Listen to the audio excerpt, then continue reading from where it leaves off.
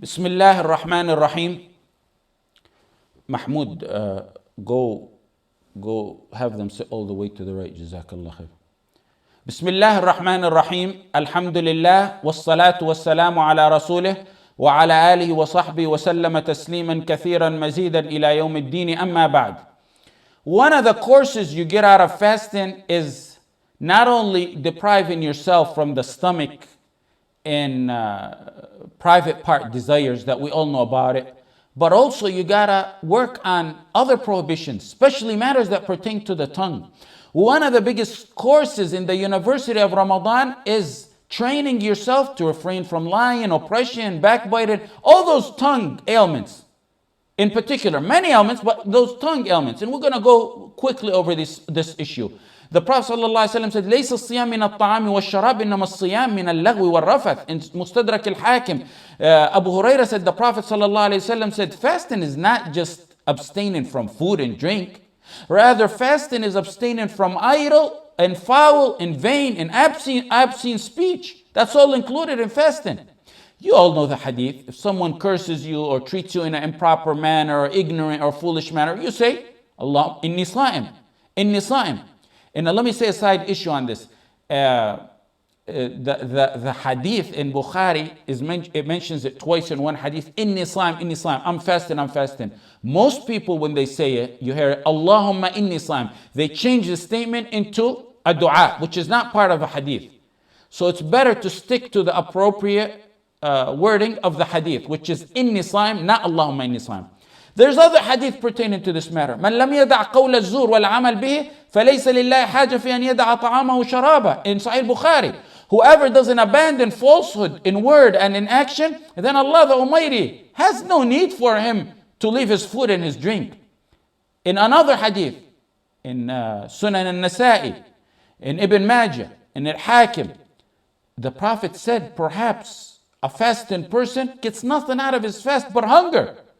And actually in another narration, only in Ibn Majah, it says, a fasting person attains nothing out of his fast but hunger and thirst. There's some people, all they get out of their fast is hunger and thirst. That's all they get. All these hadith, and the list goes on, many more. Someone will say, all right, you've said all these hadith, you mentioned all these hadith, so if I curse someone, if I go backbite someone, if I lie, if I'm in a setting of backbiting and I talk, you know how you get dragged into those conversations. So I've negated my fast, I might as well go eat and drink. Some believe that, and some really do that. What we say, and we always reiterate, you don't understand these hadith like you want to understand them, or like I want to understand them. We understand them like they were meant to be understood.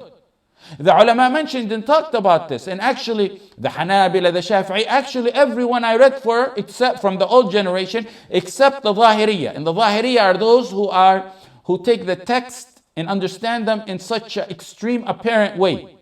They're too literal in their understanding. So they said, what one breaks and voids is not the fast the reward. Meaning he'll lose the reward if he does any of these things. Depending on what he does, he gets sins. And to top that off, not only does he get sins, but he loses the reward for his worship.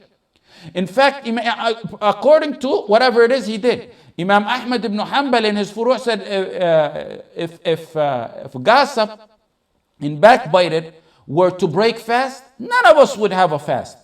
So evil saying, lying, backbiting, gossip, that's all prohibited throughout the year. Why is it emphasized more so in Ramadan when one is fasting? Because you're doing something contrary to the wisdom and purpose of the worship you're engaged in. You're in a pure worship. You're trying to purify yourself. You're doing something that defeats the purpose. Because in Ramadan, like we always say, the deeds are multiple folds. All right? We reiterate that all the time. But that comes at a cost. Sins are multiple folds as well. Because on an ordinary day for gossip and backbiting, you get sins for that. In Ramadan, it's deeper. You get more sins for that because of the holy days. And then not only that, but you get stripped of the reward of that hard work you're doing, the qiyam and salah and ibadah. Do you understand why? Now someone says, I lied, I ruined my fast, I'm not getting reward out of it. You might as well eat and drink. Then what happened is you got the sins, for whatever you did. You lost the reward of the ibadah, and now you want to top that off by a super major sin, avoiding your actual fast. The point of these hadith is to recruit you, to tell you got a lot of deeds and a lot of hard work you're going to lose if you continue to do this type of sin. You got a lot at stake. This is a boot camp to straighten me and you up, to straighten us up for the rest of the year and then for the rest of our lives. Some of the salaf said the easiest part of fasting is leaving your food and your water. Wallahi, that's true. The beauty of fasting is it's a worship that continues on throughout the day. From pre-dawn until sunset. It's a continuous ibadah, meaning you get reward even while you're sleeping. It's an ongoing ibadah. Until you backbite someone. Then the ibadah stops. Meaning the reward stops. Jabir said, if you fast, let your hearing fast. Let your tongue fast from lying. Let your limbs fast. Don't harm neighbors. Everything's got to fast. False speech in these hadith that we mentioned includes all kind of speech. Lying, backbiting. And each one of these is a topic to talk about for many halaqat. Slandering, insulting, cursing, false testimony, accusing believers. All that. Everything wrong that the tongue does is foolish. Talk. Even yelling. Even yelling shouldn't be something done in Ramadan. The tongue is a small muscle, but a deeply dangerous one. That's why the Prophet ﷺ told us that one of the major matters that causes people entry to Jahannam is that tongue. Tongue is a killer. It's a ruiner and a destroyer. It could be a word that you say that attains the wrath of Allah and puts one 70 years into hell. One word. May Allah save you from that. And it could be that muscle that you use, that you utter one word in it, that makes you among the most successful. Umar said, I walked in on Abu Bakr as-Siddiq radiallahu anh one time while he was holding his tongue. He had his tongue in his hand. He's saying, this destroyed me. My tongue destroyed me. Abu Bakr? What are you talking about, Abu Bakr? Your tongue destroyed you? How did your tongue destroy you? The tongue that has done nothing but exert all its efforts in support of the Prophet Muhammad sallallahu alaihi wasallam. You, Abu Bakr, you say your tongue destroyed you when you're going to be called by every single one of the 8 gates of Jannah? The man the Prophet sallallahu alaihi wasallam smiled to his leadership in salah on the morning that he sallallahu alaihi wasallam died in. The best man after the prophets, radiyallahu anh, but they used to hold themselves accountable on a high standard. Don't get the perception that slander and backbiting is only by tongues and lips. It could be by a wink, by a gesture. It only gets worse on Twitter and Facebook and internet forums. Does that count? Oh, yeah, that counts. That does count. But I was disguised behind the screen name. Nobody knew. Alam ya'lam bi anna Allah yara? Alam ya'lam bi anna Allah yara? Haven't you read the Quran? Doesn't he know that Allah sees? يومئذ تعرضون لا تخفى منكم خافية. It's going to be a day when you shall be exposed to view. يومئذ تعرضون لا تخفى منكم خافية. On the day that you shall be exposed to view, no secrets. Now you can keep it a secret. No secret of yours will remain hidden on that day. ستكتب شهادتهم ويسألون. The testimony will be recorded. They will be questioned. There's no difference between tongue and gesture and slander and Twitter and all that. You'll be held accountable for.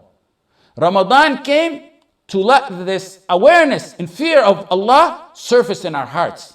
Try it from now. It's not late. Yes, there's some days left in Ramadan, but it's never too late. Try it from now until the end of Ramadan and see. Every night when you go, before you go to sleep, do the checks and balances on your activities, on the activities of your tongue for that day. If you lied, if you mocked, if you slandered, if you cursed, if you backbit someone, if you said derogatory words, set aside $5, $20, whatever you can do, set it aside for each time you made a mistake. After a week or by the end of Ramadan, you'll see it, you washed your tongue out. You washed your tongue out. If you continue from now until the end of Ramadan with that method, you will continue bi-idhnillah ta'ala for the rest of your life. You'll see a difference in yourself. We're not expecting you to be an angel. But when you stumble, you jump up with a repentance, with a tawbah, and continue on the right path. This is to instill in you, Ramadan, God consciousness, taqwa, mindfulness of Allah, piety, that's taqwa. A strong imanic immune system that you fear Allah in every word you say. That's taqwa. I want you to imagine if someone knows his boss or his co-worker told him the boss installed some secret cameras, or the government, a lot of people know that the government has their cars and phones and houses tapped and they got cameras by their house. A lot of people know that. So they're watching their every exact word. He never forgets that. Does he ever forget there's a wiretap or that his boss installed a hidden camera? He never forgets that. He never forgets that. He's always on alert and he knows it. It's in his subconsciousness that he knows. How do we forget رقيب عتيد? ما يلفظ من قول إلا لديه رقيب عتيد. Not a word that one utters, except there's a watcher by him to record it. رقيب عتيد. Every word, every portion of a word is registered. Don't say like some people say, you know what I talked about him, I got it off my chest. No. Keep it in your chest. Keeping it in your chest, whatever you want to say, is better than having it on your registry before Allah on the judgment day. We Muslims have different ways of thinking. Ibn Mas'ud said, I don't know anything more worthy of a long prison sentence than my tongue. That's the only thing I know that is worthy of going to prison. One time Umar in Sulh al-Hudaybiyah, he said a few words that he deemed were out of line.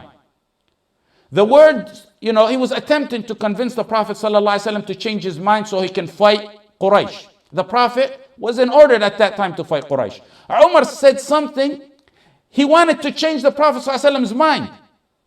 The purpose Umar was saying it, he wanted to die for the sake of Allah. He deemed it inappropriate. Later on, years and years, he said, as he got older, he said, after that, I did so much deeds in repentance and kept, and I still do, ask Allah to forgive me from that which I said.